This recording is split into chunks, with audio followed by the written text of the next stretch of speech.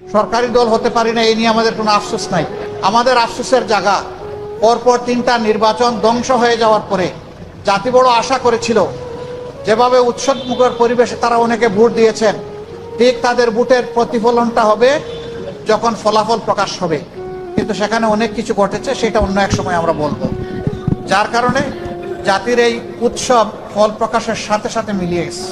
তাওয়ানু আলাল বিররি ওয়াত তাকওয়া ওয়ালা তাওয়ানু আলাল ইসমি ওয়াল উদওয়ান। আমরা ভালো কাজের সবগুলাতে সমর্থন করব। দেশ এবং জনগণের ভালোর জন্য সরকারও যদি কোনো উদ্যোগ নেয়, আমাদের সমর্থন তারা পাবেন। কিন্তু যদি আমরা দেশ এবং জনগণের স্বার্থের বিপক্ষে কিছু দেখি, তাহলে আমরা জনগণের হয়ে এই জনস্বার্থ বিরোধী কাজের বিরুদ্ধে আমরা লড়াই করব, আমরা প্রতিরোধ গড়ে তুলব ইনশাআল্লাহ। আমরা দেশকে ভালোবাসি, এদেশের মানুষকে ভালোবাসি।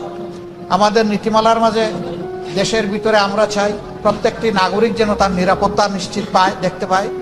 মানুষের অর্থনৈতিক মুক্তি যেন আসে, যুবকদের বেকারত্ব যেন দূর হয়, কর্মসংস্থান যেন তৈরি হয়, এবং মর্যাদাশীল একটি দেশ হিসাবে পররাষ্ট্র নীতি যেন আমরা নিজেই গড়ে তুলতে পারি। আমরা এই শপথ না নিলেও পারতাম, অনেক কিছু হয়েছে আমাদের সাথে, কিন্তু আমরা চাই গণতন্ত্র তার প্রাতিষ্ঠানিক রূপ পাক। এই জন্য আমরা শত কষ্ট থাকা সত্ত্বেও আমরা সংসদে অংশগ্রহণ করছি, এবং ইনশাল্লাহ আপনারা দোয়া করবেন আমরা যেন দেশ জাতির পক্ষে ভূমিকা রাখতে পারি।